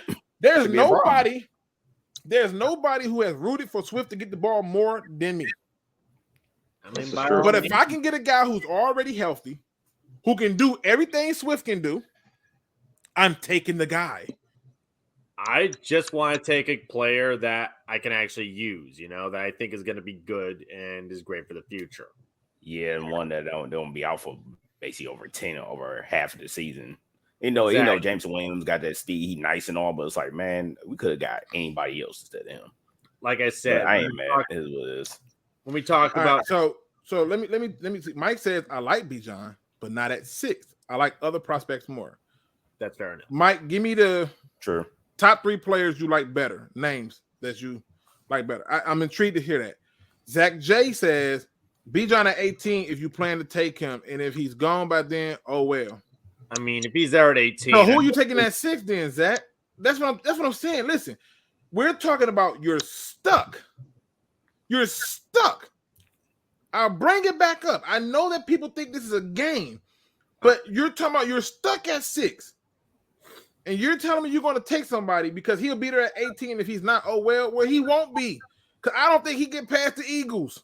I'm telling you, Luke, they're all going to say Gonzalez or they're going to say Witherspoon. That's okay, fine. But at that point, they're only saying that because that's what's been put out there from the get-go. I know. I'm just giving you the answer what they're going to do. Now, I'm gonna tell you what. Mark my words. Let's say Bijan get past the Eagles. Hypothetically. Let's say he get past the Eagles. I guarantee you're going to be upset if Green Bay take him. Oh, man. I could see Green Bay possibly taking him. Even though Green Bay got A.J. Dillon, even though they still got Aaron Jones, they still got a young quarterback that they would try to protect with the run. And they could do something different, but I'm not saying that they would take him. But if they did, you would be upset. The same way you would be upset if T.J. Hockenson had went to him. I'd go, oh, hell yeah, that would have been bad. I don't know. It's really going to depend on what the heck happens on Green Bay's offseason if Rodgers is still there or not. They could be in a possibility to move up if Rodgers is there and they don't think Jordan Love is the guy. There's a lot of ifs with them. The only 2 teams that I can see taking Bijan are the Eagles and New England. But the Eagles, I don't think he get past the Eagles. I don't think he's there at 18. New England's a wild card. But I do want to know. I do want to know who are these people that we're taking? Who are these? Who are these people we taking? Shout out to my man Raw Podcast over aka TA. Beijing Robinson may not be at 18. I don't think he could be there neither. If we need defense, then only D tackle help us the most. A strong D line makes an average back 7 better. Yep, and you can still hit that at 18. Players I would take at 6. Stroud, he off the board. Anderson off the board. Young off the board. Carter off the board. Richardson. I'm shocked you said Anderson. Wow. Yeah. I'm saying me, I should take Kancey, to be honest. Now, Richardson, I think it's gonna get taken high, but you like Richardson more than Bijan? Mike, we gotta talk. Oh man, Mike been on that. Yeah, that one made me had to take a double. I don't know, but I want to hear what he's saying though. But you talking about Gonzalez, Witherspoon, Chancey, Porter, and Wilson. Oh, okay. Tyree Wilson. Yeah. Okay. Listen, you gave me who you would take. I appreciate it. Defense people, when your last name all year damn near fixed the defense. Oh my God! Unless there's nothing, and I mean nothing there that's better than what we have. Tyree Wilson is still on the board, and Tyree Wilson will be on the board well after the Lions pick. I promise that. I don't know. He looks like a Brad Holmes guy. Now you talking like he can't flop at 1 or 6. Players pick high, flop early. Okay, you want an audience? I just gave it to you. There's your 15 minutes of fame. Oh boy, you ain't. See, I can't have conversations with people who ain't ready to have a real conversation. You know what I'm saying? Like yes, can people flop and stuff and be sure. They absolutely could. Sure. But this is talking about history. What does the history say? What flops more in the top 10? Cornerbacks or running backs? I'll wait. I will say on his part, I do like Miles Murphy as well. Like, but listen, I'm just saying, let's go back. Scratch all that. I'm not trying to cut you off or nothing, but I want you to understand. In the words of Kanye West, I'm gonna give you your time, but Beyonce had one of the greatest albums of all time. You feel me? So this is what I'm saying. Because we got to be able to look at perspective. What has flopped more in the top 10? Running backs or cornerbacks? Cornerbacks. By far. Yep. It's just cornerbacks are much harder. And again, I'm pretty sure I asked that person to tell me who you taking. Like you say, and they couldn't tell me nobody. I think this year's cornerbacks are going to hit us differently. We brought in Dre Bly. We have Aaron Glenn. I think those two guys can shorten, like I said earlier, any curve for these, especially for like Joey Porter Jr., who's already got a NFL pedigree. I just think the curve will be so much shorter for him. And I think we're going to be more aggressive. Our corners are going to be much more aggressive this year because we know we have to create turnovers. You can't just create a turnover with a D line. You're going to have some interceptions. You're going to have to have a no-fly zone here in Detroit. It's just that's something that's got to be implemented with our defense. Otherwise, we're just going to be, we're just going to have, no-name quarterbacks shredding us like they did in Carolina last year. Man. Like that was abysmal. That was terrible. That was terrible. But yeah, I mean, Rumble. I just posted a draft. I took 2 cornerbacks, even with Bijan. I mean, you saying the cornerbacks I took won't be good enough or better than what we already have? No. You that's kind of where we need to focus these picks on because we like to you guys' point last year we focused on offense. We brought in an O-line. We brought in Penei Sewell the year before. We focused so much on our offense that we had to wait till guys got healthy on defense, this, that, and the third. But now we also know we could be very well. We could be very well done with Okudah. We could be very well done with Levi. Might not be here. Levi was never. But right. You know what, Rumble? This was my whole gripe with Brad Holmes all last year when everybody was screaming fire Dan Campbell. I'm thinking you have the number 1 scoring offense. Why are you firing the head coach? Right. The defense is the problem. It's been that way for 5 years, and your general manager did nothing to address it. And I got yelled at about that. So now I'm just trying to get people to explain to me this. And Zach J, again, the scenario is simple. If you're telling me that everybody's favorite option is Jalen Carter, right? I feel safe in saying that everybody wants Jalen Carter. If that's the truth, and I do believe it is, that everybody wants Jalen Carter, and you telling me the draft goes Will Anderson or Jalen Carter, quarterback, and Will Anderson falls to us, nobody's going to be upset with that. Okay. But we're talking about if your 3 quarterbacks are off the board, because if you tell me 4 quarterbacks are going back to back, then you telling me the Lions got a trade partner, which again most of us want anyway, a trade partner. We're still happy. I'm not talking about those scenarios. I'm not saying you don't even have those options. I'm not saying that that's not a possibility. I'm not doing that. I'm giving you the most improbable situation. You're stuck at 6. Who are you taking? Your favorite 3 quarterbacks off the board. Will Anderson off the board. And Jalen Carter's off the board. Who are you taking? That's my scenario. That's all I'm asking. Again, this is it's like last season. You were asking who we were going to pick at number 2. That was a situation, but they got Aiden Fell to us. Yeah. Well, we're glad freaking what was it, Jacksonville? And you know, took Walker. You know what's funny too, D-Map, and I'm gonna say fellas with this, but you know what's funny about this? Everybody, I ask this question every stream, and I'm gonna ask it again. Do you trust in Brad Holmes? Do you wholeheartedly trust in Brad Holmes? Like whatever he do, you trust him. If your answer is yes, and I guarantee this is gonna happen. If that man takes Bijan Robinson, every Lions fan is gonna be hyping it up and giving A++ grades. Why are we here now fighting about it? It's beyond me. But I guarantee you, if he took B. John Robinson, it wouldn't be a Lions fan willing to come on here and go, stupid pick. I hate this pick. We should have did this, and that. It's not going to happen. I mean, again, go ahead. Sorry, Crimson. It wasn't too big, but I mean, real talk, it's just going to matter on what the consensus is. I mean, God knows what it would have happened if Hutch wasn't there. We don't know if we were going to trade back or if we were taking Trayvon Walker. We have no idea. The consensus was Hutch was going to be gone. We might as well trade back in 2. We have no idea. And Hutch paid off. So the problem is a lot of the Lions fans, he hasn't really done enough to really warrant our trust. You know, there's a lot of things he's done that's been good. We need him, though. He's earned the trust of the Lions fans. I will give him that. He's done good in that regard. But he has made mistakes. Like, let's be fair and honest here. I'm not going to act like, I'm not going to kiss the ground he walks on. I mean, there was a lot of mistakes, like with the Levi pick. I mean, Iffy moving to safety, I think, was a big mistake.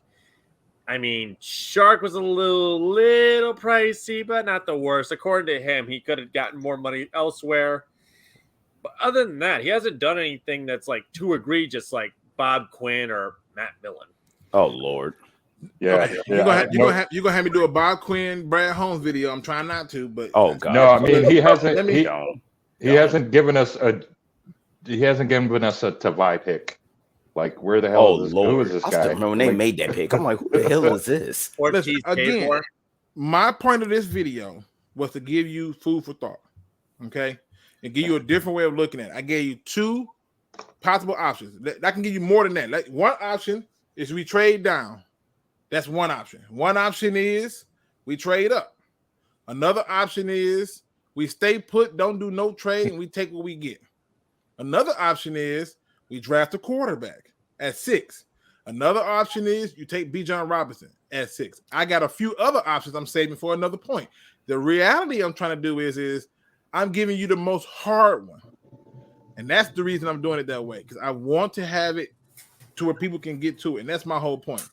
So, Luke Holmes, appreciate that. I'm just putting it out there. I'm just putting it out there. You are twisting that knife. I'll say that. And again, everybody wants trade down or Jalen Carter. That's all we want. I mean, you should also be asking how low are they willing to go? See, but that's coming up soon. You got to just stay with it, because when I start to ask that question, not everybody's gonna start tripping. Everybody's gonna go to the same obvious stuff that's been talked about by the media. We can go down with the Panthers. Oh, I go even lower than that, dude. Probably about 12, 13, honestly. I'm just saying. If you ask most fans how far they willing to go, I guarantee you every single person will tell you, I'll trade down. I will go down to the Panthers. I go down, but I wouldn't go no far. I wouldn't. If they'll say I wouldn't go no farther than the Houston Texans at 12.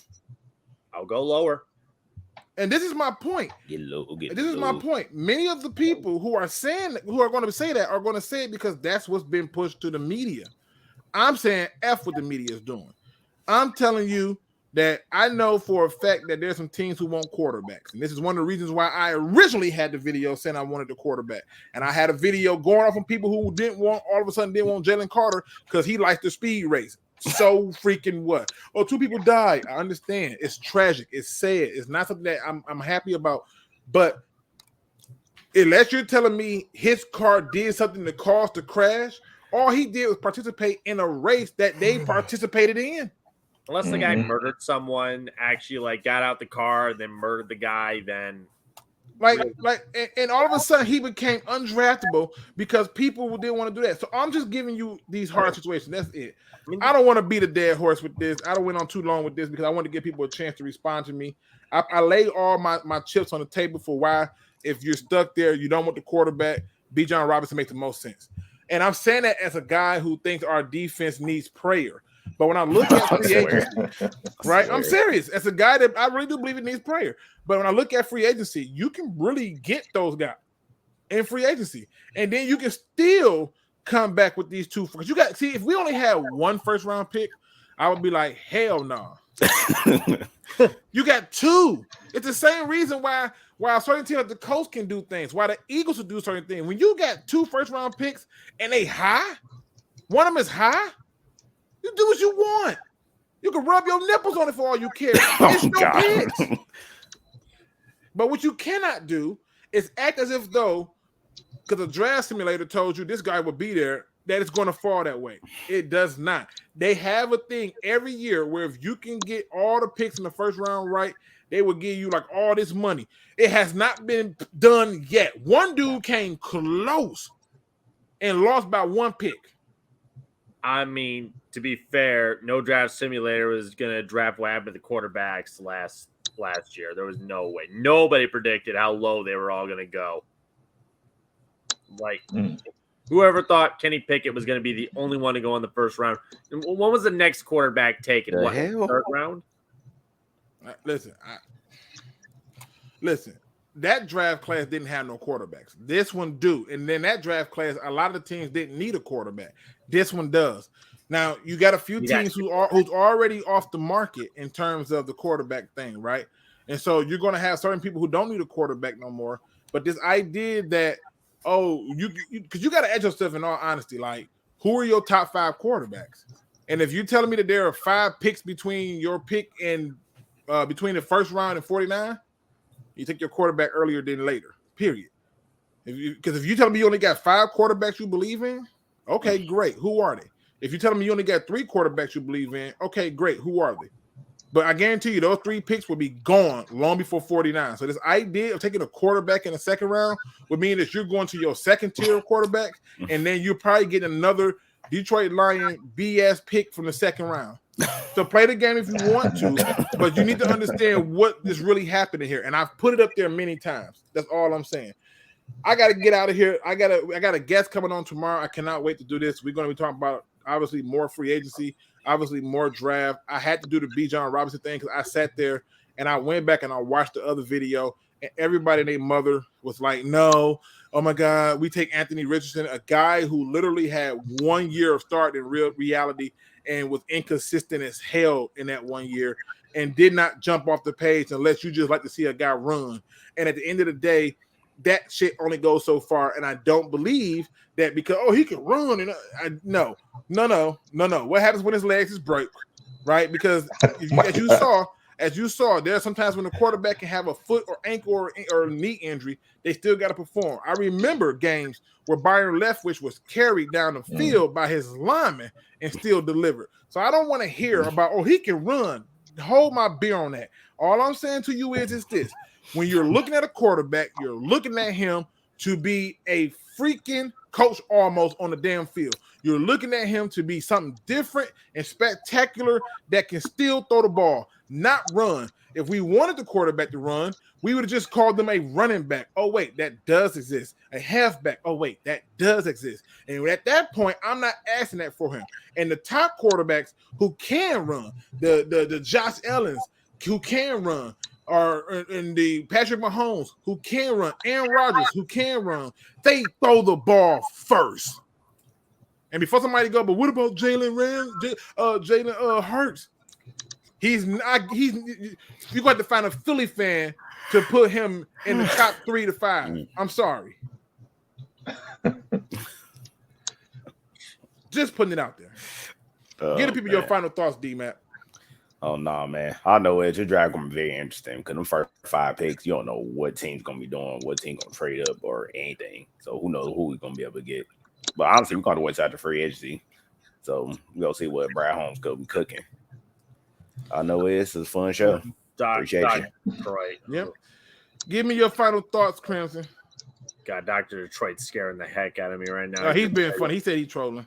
Oh, man. Because it's ridiculous. Everybody named Mother, all of a sudden, Anthony Richardson is an option because everybody on TV is talking about it. Get the hell out of here. Go and look at his best game. Look at his best game of the season.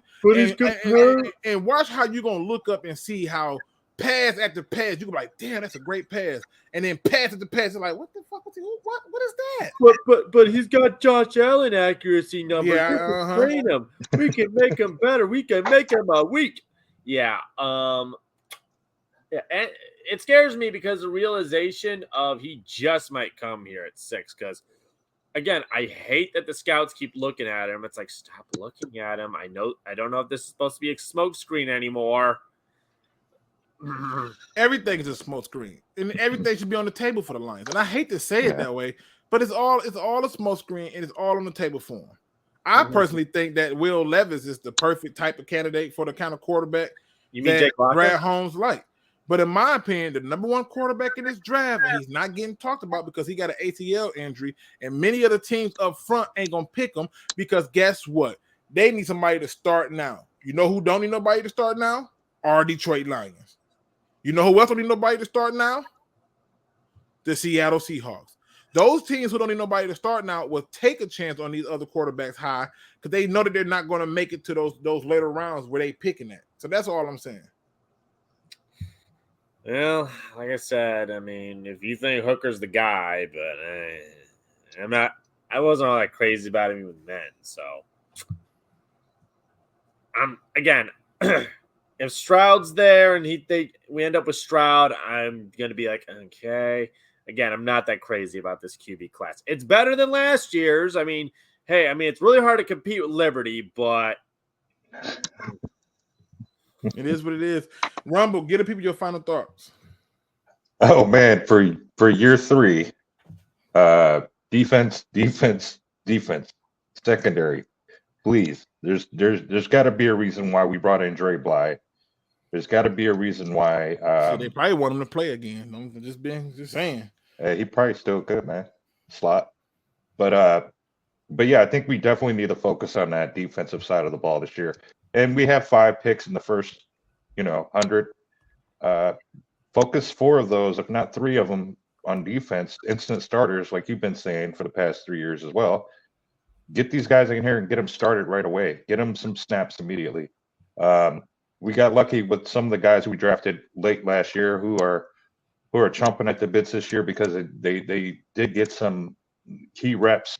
They were in some games that actually mattered and got us to 9 wins. So I think this year we definitely need to focus on defense. We cannot be last in that, not only that division as far as defensive side of the ball, but the league. We're not going to win more than 9 games if we don't focus on that side of the ball, especially secondary. There's no way we can't get 1 or 2 solid studs at corner. And then, lastly, thank you guys, as always, Luke. I'll look forward to seeing, who you bring in tomorrow for your special guest. And Crimson, as always, man, thank you guys. Chat, you guys are awesome. Thanks for rocking with me. Man, 100%. Down 19. Final thought? Hell no on B. John Robinson. I still love you too. Dr. Detroit says, I'm not against B. John. I just think he's an option at 18. I don't think he get past the Eagles. I just don't think it happens. If he's at 18, Luke's going to be jumping out of his seat. Take him.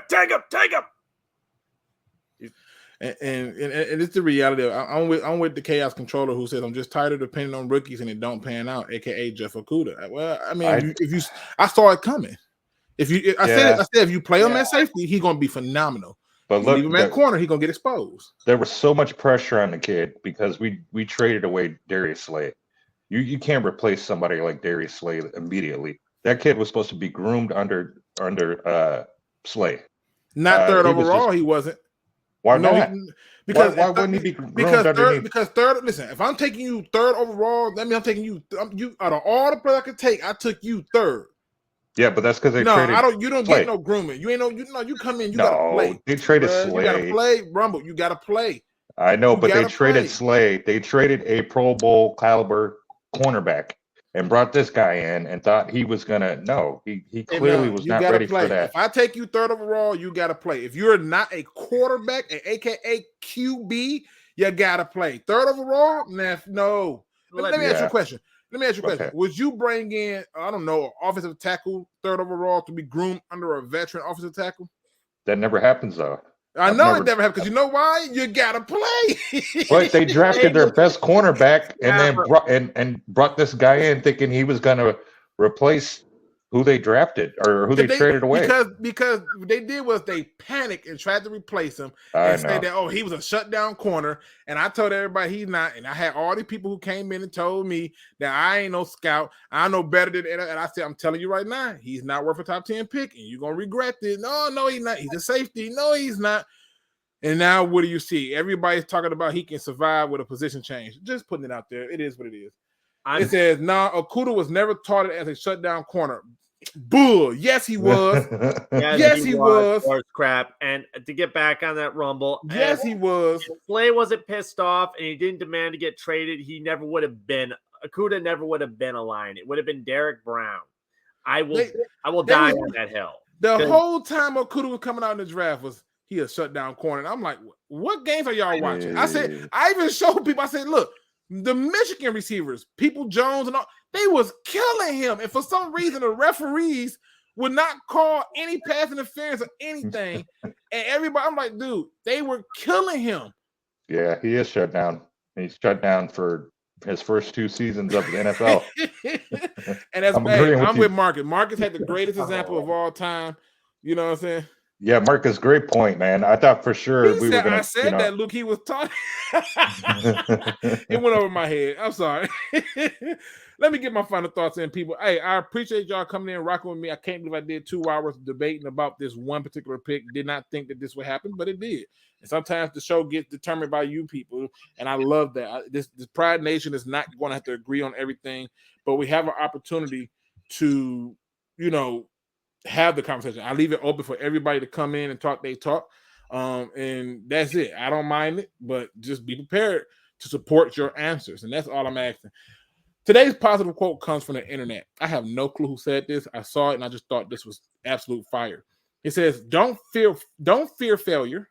Fear being in the exact same place next year as you are today. Whew. Oh, damn. All right, people. It's funny to me because one of the things that I've always tried to do is be somewhere different tomorrow than I was today. And too often I see people that I had to leave behind because they got comfortable in their ability to just be in their lives. And I'm thinking to myself, you want to just be in your life, but you want all the benefits of my hard work. And I realized something. Real lions don't eat if they don't do the work. You got to put in the work. And if the only thing you're afraid of is failing, well, guess what? Wait till you see the check for regret. Because I can assure you this, that as you grow up, as you start to get older and you start to see things in life, you start to realize that failure is the least of your worries. Being stuck and complacent in the same place that you was in last year, the year before, 5 years before that, 10 years before that, simply shows a sign that you're unwilling to go past your fear. That is not where you are at your greatest. That is not your power. That is where you are at your weakest. You need to be able to find a way to push yourself and go beyond it. Don't be writing checks of regret when you can write checks of success. Is there ever a point to where you get to the mountaintop, Luke? No. The sky ain't a ceiling. And as long as you cap yourself off, you're always going to do the bare minimum. You see, just being okay. Just being okay with okay is not good enough. Being okay with beating greatness should be your ultimate goal.